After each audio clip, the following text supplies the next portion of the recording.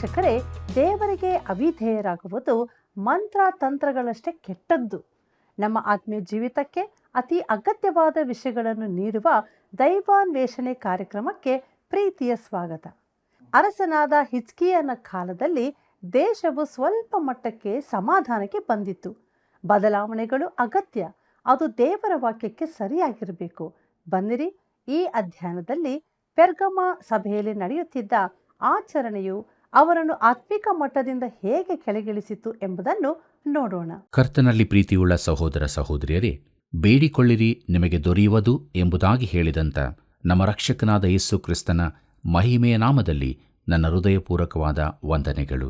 ಪ್ರಿಯರೇ, 2ನೇ ಅರಸುಗಳು ಪುಸ್ತಕದ ಅಧ್ಯಯನದಲ್ಲಿ ನಾವು ಮುಂದೆ ಸಾಗುತ್ತಾ ಇದ್ದೇವೆ. ಇಂದು ನಾವು 2ನೇ ಅರಸುಗಳು ಪುಸ್ತಕದ 18ನೇ ಅಧ್ಯಾಯದ ಧ್ಯಾನವನ್ನು ಪ್ರಾರಂಭಿಸುವಾಗ ಅದರ ಮುಖ್ಯ ಪ್ರಸ್ತಾಪ ಹಿಜ್ಕೀಯನ ಆಳಿಕೆಯಲ್ಲಿ ಪುನರುಜ್ಜೀವನ ಹಾಗೂ ಪರೀಕ್ಷೆ ಎಂಬುದಾಗಿದೆ. ಪ್ರಿಯರೇ, ಈ ಭಾಗವು ಮುಖ್ಯವಾದುದರಿಂದ 2 ಬಾರಿ ಈ ಪುಸ್ತಕದಲ್ಲಿ ಹಾಗೂ 2ನೇ ಪೂರ್ವಕಾಲ ವೃತ್ತಾಂತದಲ್ಲಿ ಬರೆಯಲ್ಪಟ್ಟಿದೆ ಮತ್ತು ಯೆಶಾಯನ ಪುಸ್ತಕದ ಚರಿತ್ರೆಯ ಭಾಗದಲ್ಲೂ ಇರುತ್ತದೆ. ಉತ್ತರದ ರಾಜ್ಯದವರನ್ನು ಅಶ್ಶೂರ್ಯರು ಸರಿಯಾಗಿ ಒಯ್ದದನ್ನು ನಾವು ನೋಡಿದೆವು. ಇದು ನಡೆದದಕ್ಕೆ ದೇವರು 3 ಕಾರಣಗಳನ್ನು ಕೊಡುತ್ತಾನೆ. ಅದಾವದೆಂದರೆ, 1ನೇದಾಗಿ ಇಸ್ರಾಯೇಲ್ಯರು ದೇವರಿಗೆ ಅವಿಧೇಯರಾದರು, 2ನೇದಾಗಿ ದೇವರ ಮೇಲೆ ಸಂಶಯಪಟ್ಟರು ಹಾಗೂ 3ನೇದಾಗಿ ದೇವರನ್ನು ಎದುರಿಸಿದರು ಎಂಬುವುಗಳೇ. ಕರ್ತನಲ್ಲಿ ಪ್ರಿಯರೇ, ಇದೇ ಸಮಯದಲ್ಲಿ ದಕ್ಷಿಣದ ರಾಜ್ಯದಲ್ಲಿ ಒಬ್ಬ ಒಳ್ಳೆಯ ಅರಸನು ಆಳತೊಡಗಿದನು.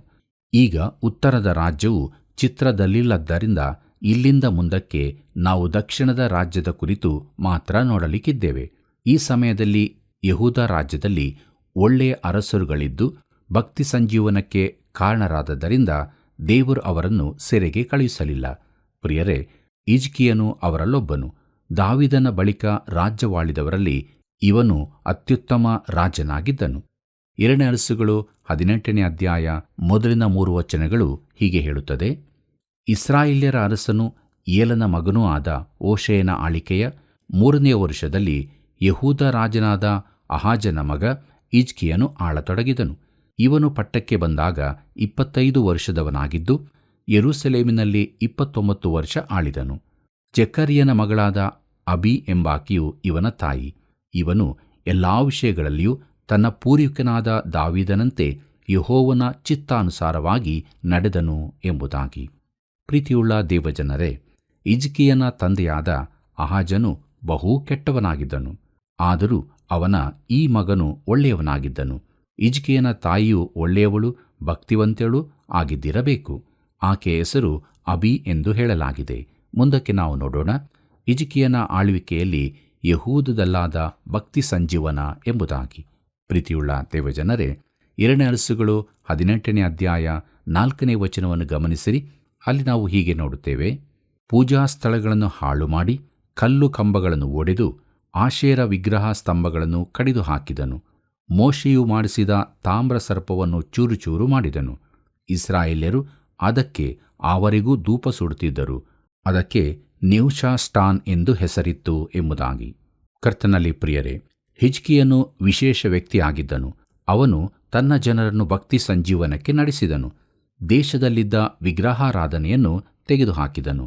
ಪ್ರೀತಿಯುಳ್ಳ ದೇವಜನರೇ, ಈ ವಚನದಲ್ಲಿ ಮೋಶೆ ಅರಣ್ಯದಲ್ಲಿ ಮಾಡಿಸಿದ ತಾಮ್ರದ ಸರ್ಪದ ವಿಚಾರ ಹೇಳಿಯದೆ.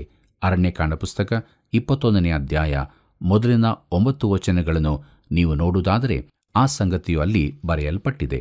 ಪ್ರಿಯರೇ, ಮೋಶೆ ಮಾಡಿದ ಆ ಸರ್ಪ ಏನಾಯಿತು? ಅದು ಉಳಿಸಲ್ಪಟ್ಟಿತು.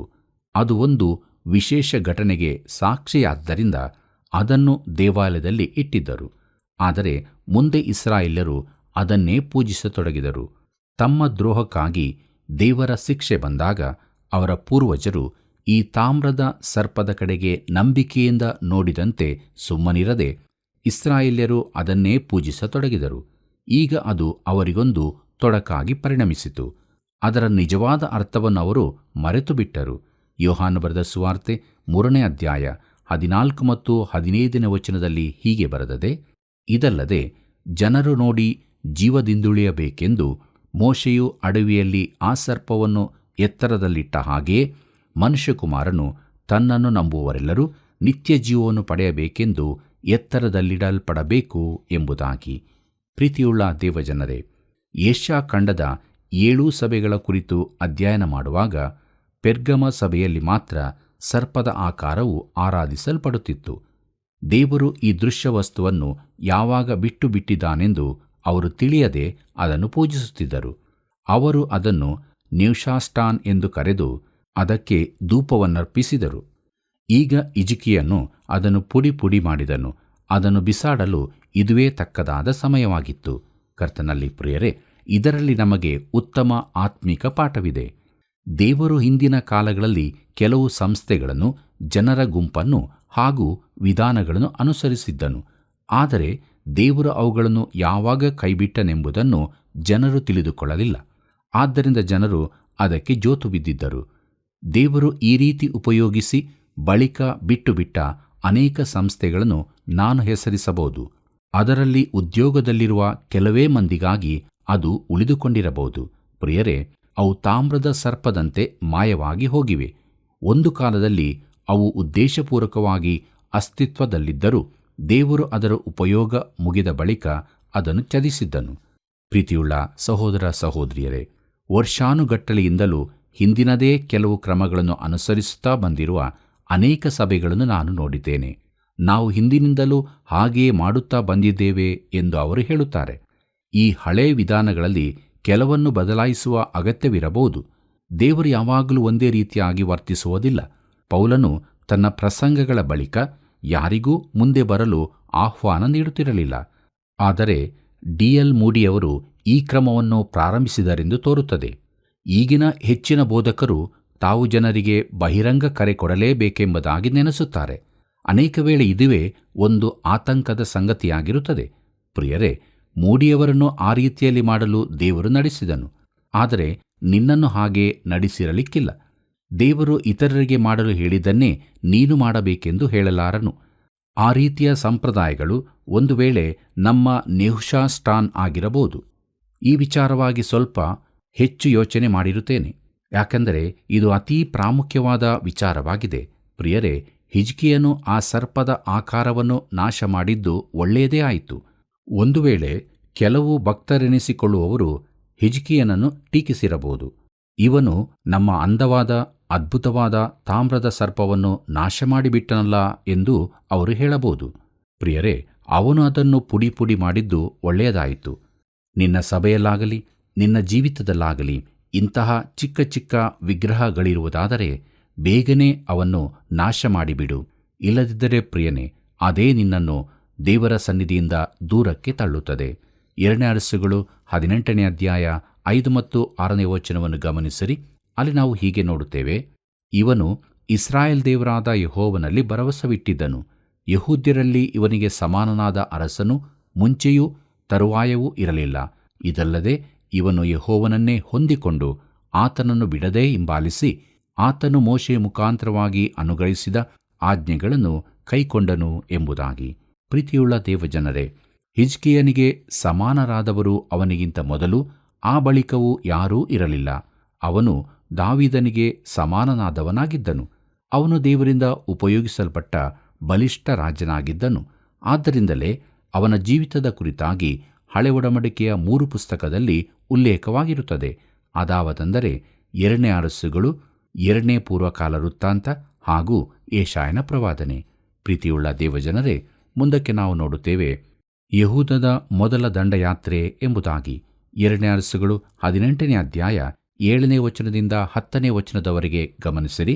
ಅಲ್ಲಿ ಹೀಗೆ ಬರೆದದೆ: ಯೆಹೋವನು ಇವನ ಸಂಗಡ ಇದ್ದದರಿಂದ ಎಲ್ಲಿಗೆ ಹೋದರೂ ಕೃತಾರ್ಥನಾಗಿ ಬರುತ್ತಿದ್ದನು. ಇವನು ಅಶ್ಶೂರದ ಅರಸನಿಗೆ ವಿರೋಧವಾಗಿ ತಿರುಗಿಬಿದ್ದು ಸ್ವತಂತ್ರನಾದನು.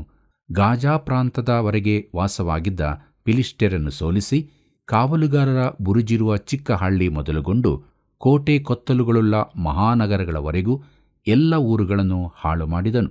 ಇಸ್ರಾಯೇಲ್ಯರ ಅರಸನು ಏಲನ ಮಗನೂ ಆದ ಓಷಯನ ಆಳಿಕೆಯ 7ನೇ ವರ್ಷದಲ್ಲಿ, ಅಂದರೆ ಹಿಜ್ಕೀಯನ ಆಳಿಕೆಯ 4ನೇ ವರ್ಷದಲ್ಲಿ, ಅಶ್ಶೂರದ ಅರಸನಾದ ಸಲ್ಮಾನೇಸರನು ಸಮಾರ್ಯಕ್ಕೆ ವಿರುದ್ಧವಾಗಿ ಬಂದು 3 ವರ್ಷಗಳವರೆಗೂ ಅದಕ್ಕೆ ಮುತ್ತಿಗೆ ಹಾಕಿ, ಅದು ತನಗೆ ಇಸ್ರಾಯೇಲ್ಯರ ಅರಸನಾದ ಓಶಯನ ಆಳಿಕೆಯ 9ನೇ ವರ್ಷದಲ್ಲಿ, ಅಂದರೆ ಹಿಜ್ಕೀಯನ ಆಳಿಕೆಯ 6ನೇ ವರ್ಷದಲ್ಲಿ ಸ್ವಾಧೀನವಾಗಲು ಎಂಬುದಾಗಿ. ಪ್ರೀತಿಯುಳ್ಳ ಸಹೋದರ ಸಹೋದರಿಯರೇ, ಹಿಜ್ಕೀಯನು ಧೈರ್ಯಸ್ಥ ಅರಸನಾಗಿದ್ದನು. ಅವನ ಆಳಿಕೆಯಲ್ಲಿ ಯೆಹೂದವು ಅಶ್ಶೂರ್ಯರಿಗೆ ವಿರೋಧವಾಗಿ ಎದ್ದು ಫಿಲಿಷ್ಟಿಯರನ್ನು ಸೋಲಿಸಿದನು. ಪ್ರಿಯರೇ, ಹಿಜ್ಕೀಯನ ಆಳಿಕೆಯ 6ನೇ ವರ್ಷದಲ್ಲಿ ಅಶ್ಶೂರದ ರಾಜನಾದ ಸಲ್ಮಾನೇಸರನು ಸಮಾರ್ಯವನ್ನು ವಶಪಡಿಸಿಕೊಂಡನು. ಉತ್ತರದ ರಾಜ್ಯವು ಸೋತು ಹೋಯಿತು. ಈಗ ಅಶ್ಶೂರ್ಯಕ್ಕೂ ಯೆಹೂದಕ್ಕೂ ನಡುವೆ ಯಾವ ಗಡಿಯೂ ಇರುವುದಿಲ್ಲ, ತಂತಿ ಬೇಲಿ ಸಹ. ಅರಸನಾದ ಹಿಜ್ಕೀಯನಿಗೆ ಈಗ ತೊಂದರೆ ಎದುರಾಯಿತು. ಮುಂದಕ್ಕೆ ನಾವು ನೋಡೋಣ. 2ನೇ ಅರಸುಗಳು 18ನೇ ಅಧ್ಯಾಯ 11 ಮತ್ತು 12ನೇ ವಚನಗಳನ್ನು. ಅಲ್ಲಿ ನಾವು ಹೀಗೆ ನೋಡುತ್ತೇವೆ. ಇಸ್ರಾಯೇಲ್ಯರನ್ನು ಸೆರೆ ಹಿಡಿದು ಅಲಹು, ಹಾಬೋರ್ ಹೊಳೆಯಿರುವ ಗೋಜಾನ್ ಪ್ರಾಂತ, ಮೇದ್ಯರ ಪಟ್ಟಣಗಳು ಇವುಗಳಿಗೆ ಕಳುಹಿಸಿದನು. ಅವರು ತಮ್ಮ ದೇವರಾದ ಯೆಹೋವನ ಮಾತನ್ನು ಕೇಳದೆ ಹೋದದ್ದು, ಆತನ ನಿಬಂಧನೆಯನ್ನು ಉಲ್ಲಂಘಿಸಿದ್ದು, ಆತನ ಸೇವಕನಾದ ಮೋಶೆಯ ಆಜ್ಞೆಗಳಿಗೆ ಅವಿಧೇಯರಾಗಿ ನಡೆದದ್ದು ಇದಕ್ಕೆ ಕಾರಣ ಎಂಬುದಾಗಿ. ಕರ್ತನಲ್ಲಿ ಪ್ರಿಯರೇ, ಈಗ ಇಸ್ರಾಯೇಲ್ಯರು ಸೆರೆಯಾಗಿ ಹೋದದ್ದರ ಪುನರಾವರ್ತನೆಯಾಗಿದೆ. 2ನೇ ಅರಸುಗಳು 18ನೇ ಅಧ್ಯಾಯ 13 ಮತ್ತು 14ನೇ ವಚನವನ್ನು ಗಮನಿಸಿರಿ. ಅಲ್ಲಿ ನಾವು ಹೀಗೆ ನೋಡುತ್ತೇವೆ. ಅರಸನಾದ ಹಿಜ್ಕೀಯನ ಆಳಿಕೆಯ 14ನೇ ವರ್ಷದಲ್ಲಿ ಅಶ್ಶೂರದ ಅರಸನಾದ ಸನೇಹಾರೀಬನು ಬಂದು ಯೆಹೂದ ಪ್ರಾಂತದ ಕೋಟೆ ಕೊತ್ತಲುಗಳುಳ್ಳ ಎಲ್ಲ ಪಟ್ಟಣಗಳನ್ನು ಸ್ವಾಧೀನ ಮಾಡಿಕೊಂಡನು.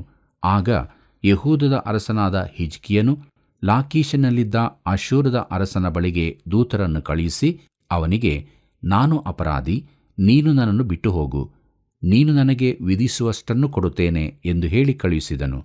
ಅಶ್ಶೂರದ ಅರಸನು 300 ತಲಾಂತು ಬೆಳ್ಳಿಯನ್ನು 30 ತಲಾಂತು ಬಂಗಾರವನ್ನು ಕೊಡಬೇಕೆಂದು ಆಜ್ಞಾಪಿಸಿದನು ಎಂಬುದಾಗಿ. ಪ್ರೀತಿಯುಳ್ಳ ದೇವಜನರೇ, ಹಿಜ್ಕೀಯನು ಅಶ್ಶೂರ್ಯರಿಗೆ ವಿರೋಧವಾಗಿ ಹೋಗಬೇಕೆಂದು ಬಯಸಿದನು. ಆದರೆ ಅವನಿಗೆ ಜಯ ಸಿಕ್ಕಲಿಲ್ಲ. ಅವನು ಕಾಣಿಕೆಗಳನ್ನು ಕೊಡಬೇಕಾಯಿತು. ಮುಂದಕ್ಕೆ ನಾವು ನೋಡೋಣ. 2ನೇ ಅರಸುಗಳು 18ನೇ ಅಧ್ಯಾಯ 16ನೇ ವಚನವನ್ನು. ಅಲ್ಲಿ ಹೀಗೆ ಬರೆದದೆ, ತಾನು ಯೆಹೋವನ ಆಲಯದ ಕದಗಳಿಗೂ ಕಂಬಗಳಿಗೂ ಒದಿಸಿದ್ದ ಬಂಗಾರದ ತಗಡನ್ನೂ ತೆಗೆದುಕೊಂಡು ಅಶ್ಶೂರದ ಅರಸನಿಗೆ ಕಳುಹಿಸಿದನು ಎಂಬುದಾಗಿ. ಕರ್ತನಲ್ಲಿ ಪ್ರಿಯರೇ, ಯೆಹೂದಕ್ಕೆ ಸನೇಹಾರೀಬನಿಂದ 2ನೇ ಮುತ್ತಿಗೆ ಎಂಬುದನ್ನು ನೋಡೋಣ. 2ನೇ ಅರಸುಗಳು 18ನೇ ಅಧ್ಯಾಯ 17ನೇ ವಚನವನ್ನು ಗಮನಿಸಿರಿ. ಅಲ್ಲಿ ಹೀಗೆ ಬರೆದದೆ, ಅಶ್ಶೂರದ ಅರಸನು ಲಾಕೀಷಿನಿಂದ ಮಹಾ ಸೈನ್ಯ ಸಹಿತನಾದ ತರ್ತಾನ್, ರಬಾಕ್ಷಾರೀಸ್, ರಬ್ಷಾಕೆ ಎಂಬವರನ್ನು ಯೆರೂಸಲೇಮಿನಲ್ಲಿದ್ದ ಹಿಜ್ಕೀಯನ ಬಳಿಗೆ ಕಳುಹಿಸಿದನು. ಇವರು ಗಟ್ಟ ಹತ್ತಿ ಯೆರೂಸಲೇಮಿಗೆ ಬಂದು ಮಡಿವಾಳರ ಹೊಲದ ಮೇಲೆ ಹೋಗುವ ರಾಜಮಾರ್ಗದ ಹತ್ತಿರ ಅಲ್ಲಿನ ಕೆರೆಯ ಕಾಲುವೆಯ ಬಳಿಯಲ್ಲಿ ಪಾಳೆಯ ಮಾಡಿಕೊಂಡು ಅರಸನನ್ನು ಕೂಗಿ ಕರೆದರು ಎಂಬುದಾಗಿ. ಕರ್ತನಲ್ಲಿ ಪ್ರಿಯರೇ, ಸನೇಹಾರೀಬನು ದೊಡ್ಡ ಸೈನ್ಯದೊಂದಿಗೆ ಬಂದು ಯೆರೂಸಲೇಮನ್ನು ಭಯಪಡಿಸಿದನು. 2ನೇ ಅರಸುಗಳು 18ನೇ ಅಧ್ಯಾಯ 18 ಮತ್ತು 19ನೇ ವಚನ ಹೀಗೆ ಹೇಳುತ್ತದೆ. ಆಗ ಇಲ್ಕೀಯನ ಮಗನು ರಾಜ ಗೃಹಾಧಿಪತಿಯೂ ಆದ ಎಲ್ಯಾಕೀಮ್, ಲೇಖಕನಾದ ಶೆಬ್ನ, ಆಸಾಫನ ಮಗನು ಮಂತ್ರಿಯೂ ಆಗಿದ್ದ ಯೋವ ಎಂಬವರು ಬಂದರು. ರಬ್ಷಾಕೆಯು ಅವರಿಗೆ, ನೀವು ಹೋಗಿ ಹಿಜ್ಕೀಯನಿಗೆ ಮಹಾರಾಜನಾದ ಅಶ್ಶೂರದ ಅರಸನ ಮಾತುಗಳನ್ನು ತಿಳಿಸಿರಿ ಎಂಬುದಾಗಿ. ಕರ್ತನಲ್ಲಿ ಪ್ರಿಯರೇ, ರಬ್ಷಾಕೆಯು 2 ವಿಚಾರಗಳನ್ನು ಮುಂದಿಟ್ಟು ಅವರನ್ನು ಎದುರಿಸಿದನು. 2ನೇ ಅರಸುಗಳು 18ನೇ ಅಧ್ಯಾಯ 20 ಮತ್ತು 21ನೇ ವಚನವನ್ನು ಗಮನಿಸಿರಿ. ಅಲ್ಲಿ ನಾವು ಹೀಗೆ ನೋಡುತ್ತೇವೆ. ನಿನ್ನ ಭರವಸಕ್ಕೆ ಯಾವ ಆಧಾರವುಂಟು? ಬರೀ ಒಂದು ಬಾಯಿ ಮಾತಿನ ಮೇಲೆ ಯುದ್ಧಕ್ಕೆ ಬೇಕಾದ ವಿವೇಕವೂ ಬಲವೂ ಉಂಟೆಂದು ಅಂದುಕೊಳ್ಳುತ್ತಿ, ನೀನು ಯಾರನ್ನು ನಂಬಿಕೊಂಡು ನನಗೆ ವಿರೋಧವಾಗಿ ತಿರುಗಿ ಬಿದ್ದಿದ್ದಿ? ಜಜ್ಜಿದ ದಂಟಿಗೆ ಸಮಾನವಾಗಿರುವ ಐಗುಪ್ತದಲ್ಲಿ ಭರವಸವಿಟ್ಟಿರುವೆಯಷ್ಟೇ. ಒಬ್ಬನು ಅಂಥ ದಂಟಿನ ಮೇಲೆ ಕೈಯೂರಿಕೊಳ್ಳುವುದಾದರೆ ಅದು ಅವನ ಕೈಯನ್ನು ತಿವಿದು ಒಳಗೆ ಹೋಗುತ್ತದಲ್ಲವೇ? ಐಗುಪ್ತದ ಅರಸನಾದ ಫರೋಹನಲ್ಲಿ ಭರವಸವಿಟ್ಟವರಿಗೆ ಅದೇ ಗತಿಯಾಗುವುದು ಎಂಬುದಾಗಿ. ಕರ್ತನಲ್ಲಿ ಪ್ರಿಯರೇ, ಹಿಜ್ಕೀಯನು ಐಗುಪ್ತದಿಂದ ಸಹಾಯವನ್ನು ನಿರೀಕ್ಷಿಸುತ್ತಾನೆಂದು ತಿಳಿದಿದ್ದ ರಬ್ಷಾಕೆಯು ಐಗುಪ್ತವನ್ನು ಜಜ್ಜಿದ ದಂಟು ಎಂಬುದಾಗಿ ಕರೆಯುತ್ತಾನೆ. ಅದು ಮುರಿದು ಹೋಗಿ ಕೈಯನ್ನು ಚುಚ್ಚಿಕೊಳ್ಳುತ್ತದೆ. ಐಗುಪ್ತದಿಂದ ನಿನಗೇನು ಸಹಾಯವಾಗದು ಎನ್ನುತ್ತಾನೆ. ಬಳಿಕ ಇನ್ನೊಂದು ಆಧಾರದ ಕುರಿತಾಗಿಯೂ ಅಪಹಾಸ್ಯ ಮಾಡುತ್ತಾನೆ. ಅದೇನೆಂಬುದನ್ನು ನೋಡೋಣ. 2ನೇ ಅರಸುಗಳು 18ನೇ ಅಧ್ಯಾಯ 22ನೇ ವಚನವನ್ನು ಗಮನಿಸಿರಿ. ಅಲ್ಲಿ ಹೀಗೆ ಬರೆದದೆ, ಒಂದು ವೇಳೆ ನೀವು ನಮ್ಮ ದೇವರಾದ ಯೆಹೋವನನ್ನು ನಂಬಿಕೊಂಡಿದ್ದೇವೆಂದು ಹೇಳಬಹುದು. ಹಿಜ್ಕೀಯನು ಯೆರೂಸಲೇಮಿನ ಯಜ್ಞವೇದಿಯ ಮುಂದೆಯೇ ಆರಾಧನೆ ಮಾಡಬೇಕೆಂಬುದಾಗಿ ಯೆಹೂದ್ಯರಿಗೂ ಯೆರೂಸಲೇಮಿನವರಿಗೂ ಆಜ್ಞಾಪಿಸಿ, ಆ ಯೆಹೋವನ ಪೂಜಾಸ್ಥಳಗಳನ್ನು ಬೇರೆ ಎಲ್ಲ ಯಜ್ಞವೇದಿಗಳನ್ನು ಹಾಳು ಮಾಡಿದನಲ್ಲ ಎಂಬುದಾಗಿ. ಪ್ರೀತಿಯುಳ್ಳ ದೇವಜನರೇ, ಹಿಜ್ಕೀಯನು ವೇದಿಗಳನ್ನೆಲ್ಲ ನಾಶ ಮಾಡಿದಾಗ ಅವನು ಆ ಪೂಜಾಸ್ಥಳಗಳನ್ನು ಯೆಹೋವನಿಗೆ ಯಜ್ಞಕ್ಕಾಗಿ ಉಪಯೋಗಿಸುವನೆಂದು ತಿಳಿದಿದ್ದನು. ಹಿಜ್ಕೀಯನು ದೇಶವನ್ನು ವಿಗ್ರಹಗಳಿಂದಲೂ ಪೂಜಾಸ್ಥಳಗಳಿಂದಲೂ ಖಾಲಿ ಮಾಡಿ ಶುದ್ಧಗೊಳಿಸುತ್ತಿದ್ದಾನೆಂದು ನೆನೆಸಲಿಲ್ಲ. ಅವನು ದೇವರಿಗೆ ವಿಧೇಯನಾಗುತ್ತಿದ್ದಾನೆಂದು ಎಣಿಸಲಿಲ್ಲ. ಯೆಹೂದ್ಯರು ದೇವರನ್ನು ಯೆರೂಸಲೇಮಿನಲ್ಲಿ ಮಾತ್ರ ಆರಾಧಿಸಬೇಕಾಗಿತ್ತು ಮತ್ತು ಅವರು ಪೂರ್ಣಾಂಗ ಹೋಮದ ಮೂಲಕ ಮಾತ್ರವೇ ದೇವರ ಬಳಿಗೆ ಬರಬಹುದಾಗಿತ್ತು. ಆದರೆ ಹಿಜ್ಕೀಯನಿಗೆ ದೇವರ ಅವಶ್ಯಕತೆ ಇದ್ದಾಗಲೇ ಅವನು ದೇವರನ್ನು ಬಿಟ್ಟನೆಂದು ಸನೇಹಾರೀಬನು ಭಾವಿಸಿದನು. 2 ಅರಸುಗಳು 18ನೇ ಅಧ್ಯಾಯ 23ನೇ ವಚನ ಹೀಗೆ ಹೇಳುತ್ತದೆ: ನನ್ನ ಒಡೆಯನಾದ ಅಶ್ಶೂರದ ಅರಸನೊಂದಿಗೆ ಪಂಥ ಹಾಕುವುದಕ್ಕೆ ನಿನಗೆ ಮನಸ್ಸುಂಟೋ? ಹಾಗಾದರೆ ಅವರು ನಿನಗೆ 2,000 ಕುದುರೆಗಳನ್ನು ಕೊಡುತ್ತಾನೆ. ನೀನು ಎಷ್ಟು ಮಂದಿ ಸವಾರರನ್ನು ಅವುಗಳ ಮೇಲೆ ಕುಳ್ಳಿರಿಸುವಿಯೋ ಎಂಬುದಾಗಿ. ಪ್ರೀತಿಯುಳ್ಳ ದೇವಜನರೇ, ರಬ್ಷಾಕೆಯು ಯೆಹೂದದ ಸೈನ್ಯ ಬಲವನ್ನು ಹೀನವಾಗಿ ಕಂಡು ಅಣಕಿಸುತ್ತಿದ್ದಾನೆ. ಮುಂದಕ್ಕೆ ನಾವು ನೋಡೋಣ. 2 ಅರಸುಗಳು 18ನೇ ಅಧ್ಯಾಯ 26ನೇ ವಚನವನ್ನು. ಅಲ್ಲಿ ಹೀಗೆ ಬರೆದದೆ: ಆಗ ಹಿಜ್ಕೀಯನ ಮಗನಾದ ಎಲ್ಯಾಕೀಮ್, ಶೆಬ್ನ, ಯೋವ ಎಂಬವರು ರಬ್ಷಾಕೆಗೆ, ನೀನು ಮಾತಾಡುವುದು ಪೌಳಿಗೋಡೆಯ ಮೇಲಿರುವವರಿಗೆ ಕೇಳಿಸುತ್ತದೆ. ಆದುದರಿಂದ ದಯವಿಟ್ಟು ನಿನ್ನ ಸೇವಕರಾದ ನಮ್ಮೊಡನೆ ಆರಾಮ್ಯ ಭಾಷೆಯನ್ನು ಮಾತಾಡು, ಅದು ನಮಗೆ ತಿಳಿಯುತ್ತದೆ. ಆದರೆ ಯೂದಾಯ ಭಾಷೆಯಲ್ಲಿ ಮಾತಾಡಬೇಡ ಎಂದು ಹೇಳಿದರು ಎಂಬುದಾಗಿ. ಪ್ರೀತಿಯುಳ್ಳ ದೇವಜನರೇ, ಯೆರೂಸಲೇಮ್ ಪಟ್ಟಣದ ಗೋಡೆಯ ಮೇಲೆ ನಿಂತಿದ್ದ ಯೆಹೂದ್ಯರೆಲ್ಲರೂ ಅಲ್ಲಿ ನಡೆಯುವ ಈ ಸಂಗತಿಗಳನ್ನೆಲ್ಲ ನೋಡುತ್ತಿದ್ದರು. ಯೆಹೂದದ ಅಧಿಕಾರಿಗಳು ನಮ್ಮೊಂದಿಗೆ ಆರಾಮ್ಯ ಭಾಷೆಯಲ್ಲಿ ಮಾತನಾಡು ಎಂದು ಹೇಳಿದರು. ಆದರೆ ರಬ್ಷಾಕೆಯು ಅದಕ್ಕೆ ಒಪ್ಪಿಕೊಳ್ಳಲಿಲ್ಲ. ಅವನು ಯೆಹೂದ ಸೈನಿಕರ ಧೈರ್ಯವನ್ನು ಕುಗ್ಗಿಸಲು ಯತ್ನಿಸುತ್ತಿದ್ದನು. 2 ಅರಸುಗಳು 18ನೇ ಅಧ್ಯಾಯ 28 ಮತ್ತು 29ನೇ ವಚನವನ್ನು ಗಮನಿಸಿರಿ. ಅಲ್ಲಿ ನಾವು ಹೀಗೆ ನೋಡುತ್ತೇವೆ: ಎದ್ದು ಗೋಡೆಯ ಮೇಲೆ ನಿಂತವರಿಗೆ ಯೂದಾಯ ಭಾಷೆಯಲ್ಲಿ ಅಶ್ಶೂರ್ಯದ ಮಹಾರಾಜನ ಮಾತನ್ನು ಕೇಳಿರಿ. ಅವನು ನಿಮಗೆ, ಹಿಜ್ಕೀಯನಿಂದ ಮೋಸ ಹೋಗಬೇಡಿರಿ, ಅವನು ನಿಮ್ಮನ್ನು ನನ್ನ ಕೈಯಿಂದ ಬಿಡಿಸಲಾರನು ಎಂಬುದಾಗಿ. ಕರ್ತನಲ್ಲಿ ಪ್ರಿಯರೇ, ಅವನು ಜನರೊಂದಿಗೆ ಮಾತನಾಡಿ ಅವರ ಮನಸ್ಸನ್ನು ಕೆಡಿಸಲು ಪ್ರಯತ್ನಿಸಿದನು. ಮುಂದಕ್ಕೆ ನಾವು ನೋಡೋಣ. 2 ಅರಸುಗಳು 18ನೇ ಅಧ್ಯಾಯ 30ನೇ ವಚನದಿಂದ 32ನೇ ವಚನದವರೆಗೆ. ಅಲ್ಲಿ ಹೀಗೆ ಬರೆದದೆ: ಹಿಜ್ಕೀಯನು ನಿಮಗೆ, ಯೆಹೋವನನ್ನು ನಂಬಿರಿ, ಆತನು ನಮ್ಮನ್ನು ಹೇಗೋ ರಕ್ಷಿಸುವನು, ಈ ಪಟ್ಟಣವು ಅಶ್ಶೂರದ ಅರಸನ ವಶವಾಗುವುದಿಲ್ಲ ಎಂಬುದಾಗಿ ಹೇಳಿದರೆ ಅವನಿಗೆ ಕಿವಿಗೊಡಬೇಡಿರಿ, ಒಪ್ಪಬೇಡಿರಿ. ಅಶ್ಶೂರದ ಅರಸನಾದ ನನ್ನ ಮಾತನ್ನು ಕೇಳಿರಿ. ನನ್ನೊಡನೆ ಒಡಂಬಡಿಕೆ ಮಾಡಿಕೊಂಡು ನನ್ನ ಆಶ್ರಯದಲ್ಲಿ ಸೇರಿರಿ. ನಿಮ್ಮಲ್ಲಿ ಪ್ರತಿಯೊಬ್ಬನೂ ತನ್ನ ತನ್ನ ಅಂಜೂರ ಮರ, ದ್ರಾಕ್ಷಾಲತೆ ಇವುಗಳ ಹಣ್ಣುಗಳನ್ನು ತಿಂದು ತನ್ನ ತನ್ನ ಬಾವಿಯ ನೀರನ್ನು ಕುಡಿಯುವನು. ಸ್ವಲ್ಪ ಕಾಲವಾದ ನಂತರ ನಾನು ಬಂದು ನಿಮ್ಮನ್ನು ಧಾನ್ಯ, ದ್ರಾಕ್ಷಾರಸ, ಆಹಾರ, ದ್ರಾಕ್ಷೆ ತೋಟ, ಎಣ್ಣೆ ಮರ, ಜೇನುತುಪ್ಪ ಇವು ಸಮೃದ್ಧಿಯಾಗಿರುವ ನಿಮ್ಮ ದೇಶಕ್ಕೆ ಸಮಾನವಾದ ಇನ್ನೊಂದು ದೇಶಕ್ಕೆ ಕರಕೊಂಡು ಹೋಗುವೆನು. ನೀವು ಸಾಯುವುದಿಲ್ಲ, ಬದುಕುವಿರಿ. ಯೆಹೋವನು ನಿಮ್ಮನ್ನು ರಕ್ಷಿಸುವನು ಎಂದು ನಂಬಿಕೆಯನ್ನು ಹುಟ್ಟಿಸುವುದಕ್ಕೆ ಪ್ರಯತ್ನಿಸುವ ಹಿಜ್ಕೀಯನಿಗೆ ಕಿವಿಗೊಡಬೇಡಿರಿ ಎಂಬುದಾಗಿ. ಪ್ರೀತಿಯುಳ್ಳ ದೇವಜನರೇ, ಯೆಹೂದ್ಯರು ತಾವಾಗಿ ಶರಣಾಗುವಂತೆ ಮಾಡಲು ಅವನು ಪ್ರಯತ್ನಿಸುತ್ತಿದ್ದನು. ಹಿಜ್ಕೀಯನಾಗಲಿ ದೇವರಾಗಲಿ ಅವರಿಗೆ ಸಹಾಯ ಮಾಡಲಾರನೆಂದು ಅವನು ಹೇಳುತ್ತಾನೆ. ಅವರು ಶರಣಾದರೆ ಮಾತ್ರ ಅವರ ಪ್ರಾಣ ಉಳಿಯುತ್ತದೆಂದು ಹೇಳುತ್ತಾನೆ. ನೀವು ನನ್ನೊಂದಿಗೆ ಒಪ್ಪಂದ ಮಾಡಿಕೊಂಡರೆ ನಿಮ್ಮ ನಿಮ್ಮ ಮನೆಗಳಲ್ಲಿ ಸುಖದಿಂದಿರುವಿರಿ ಎಂದು ಹೇಳುತ್ತಾನೆ. ನಾವು ನಿಮ್ಮನ್ನು ಬೇರೆ ದೇಶಕ್ಕೆ ಕೊಂಡೊಯ್ದರೂ ನಿಮ್ಮ ದೇಶದ ಆಗಿನ ಒಳ್ಳೆ ದೇಶಕ್ಕೆ ಕರೆದೊಯ್ಯುತ್ತೇವೆ ಎಂದು ಕೂಡ ಹೇಳುತ್ತಾನೆ. ಪ್ರೀತಿಯುಳ್ಳ ದೇವಜನರೇ, 2 ಅರಸುಗಳು 18ನೇ ಅಧ್ಯಾಯ 33ನೇ ವಚನದಿಂದ 35ನೇ ವಚನದವರೆಗೆ ಗಮನಿಸಿರಿ. ಅಲ್ಲಿ ನಾವು ಹೀಗೆ ನೋಡುತ್ತೇವೆ: ಯಾವ ಜನಾಂಗದ ದೇವತೆಯು ತನ್ನ ದೇಶವನ್ನು ಅಶ್ಶೂರದ ಅರಸನ ಕೈಗೆ ಸಿಕ್ಕದಂತೆ ತಪ್ಪಿಸಿ ಕಾಪಾಡಿತು?